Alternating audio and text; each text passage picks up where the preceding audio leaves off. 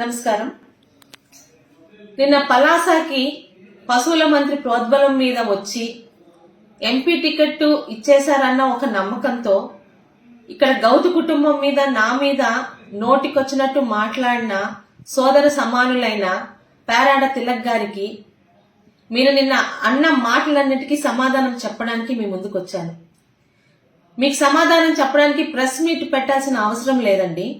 ఎందుకంటే శ్రీకాకుళం జిల్లాలో మొన్నటి వరకు కూడా ఎన్ని రాజకీయ పార్టీలు ఉన్నా పరస్పరం గౌరవంతో ఒకరి కుటుంబాల జోలికి ఒకరు రాకుండా వెళ్తున్నాయి.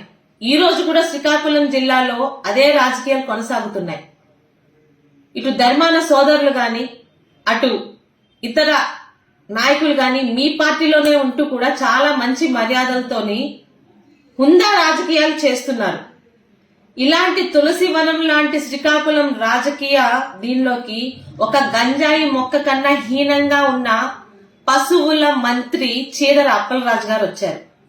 ఈ రోజు ఆయన్ని పశువుల మంత్రి అని అంటున్నాము, నీకు ఎక్కడైనా బుద్ధి ఉందా అని ప్రశ్నిస్తున్న పేరాడ తిలక్ గారికి అన్నా ఒక్కసారి నిన్న మీ పక్కన కూర్చొని మీ చేత వాగిస్తున్న పశువుల మంత్రి తాలూకా పెంపుడు కుక్కలు ఫేస్బుక్ లోని సోషల్ మీడియాలో ఒక మహిళనైన నన్ను ప్రత్యర్థి అయిన నన్ను నోటికొచ్చినట్టు అశ్లీలంగా అసభ్యంగా మాట్లాడిస్తూ రాయిస్తున్న రాతలను ఒకసారి చూసి మీరు మాట్లాడండి. ఇక నిన్న నా తండ్రి పెంపకం గురించి మీరు మాట్లాడుతున్నారు. నా తండ్రి ఎమ్మెల్యేగా ఉన్నప్పుడు మీ సతీమణి ఇక్కడ జడ్పీటీసీగా పనిచేశారు. ఆవిడ్ని పిలిచి ఒకసారి అడగండి. ఒక ప్రతిపక్షానికి చెందిన జడ్పీటీసీ అయినా ఒక మహిళకి ఇవ్వాల్సిన గౌరవంతో ఒక తండ్రిగా ఆమెను ఎంత మర్యాదగా చూశారో నా తండ్రి, అది నా తండ్రి పెంపకం గాని నా తండ్రి తాలూకా సభ్యత సంస్కారాలు. ఇక పెట్రోల్ బంకులు అభివృద్ధి చేయడమే అభివృద్ధి అని మాట్లాడుతున్న మీకు పెట్రోల్ బంకులు అన్నవి మా తాలూకా వ్యాపారాలు అభివృద్ధి చేసుకోవడంలో తప్పు లేదే. ఇక మీ పక్కన కూర్చోపెట్టి మాట్లాడిస్తున్నాడు కదా ఆ పశువుల మంత్రి. అభివృద్ధి అంటే ఆయన చేసింది నేను చెప్తానన్నా. ఒక సూది కొండ, ఒక నెమలి కొండ, ఒక నల్లబొడ్డూరు కొండ, ఒక రామకృష్ణాపురం కొండ, ఒక బెండి కొండ, ఒక అనంతగిరి కొండల్ని మింగేయడమే మీ పక్కన కూర్చొని మాట్లాడించిన ఆ పశువుల మంత్రి చేసిన అభివృద్ధి అయితే అలాంటి అభివృద్ధి ఎప్పుడు గౌతు కుటుంబం చెయ్యదు కూడా.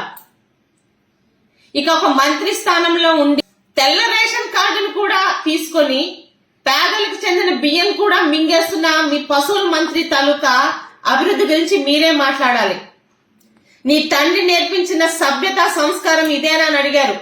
నా తండ్రి నేర్పించిన సభ్యత సంస్కారం ఉంది కాబట్టే పశువుల మంత్రినే నేను ఎదుర్కొంటున్నాను గాని నా మీద రాసిన రాతలు ఆయన కుటుంబంలోని ఏ ఇతర మహిళల మీద కూడా మేము రాయించటం లేదు.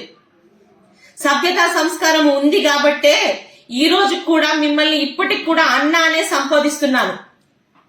ఇక ఎంపీ పదవి మీకు ఇచ్చారని సంతోషపడుతున్నట్టున్నారు.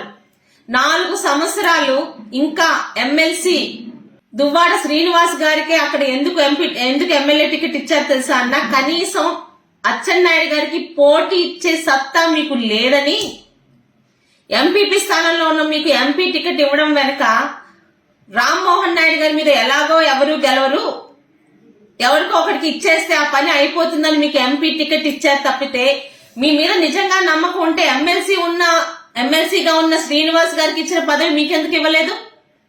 అది మీ పార్టీలో మీ పరిస్థితి. అయినా అప్పుడే సంతోషపడిపోకండి.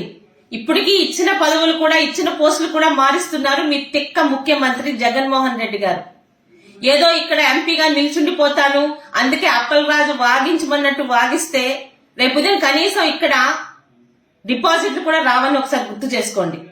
శ్రీకాకుళం నుంచి ఇచ్చాపురం వరకు గౌతు కుటుంబం గౌరవం ఎలాంటిదో త్వరలోనే మీరు చూస్తారు.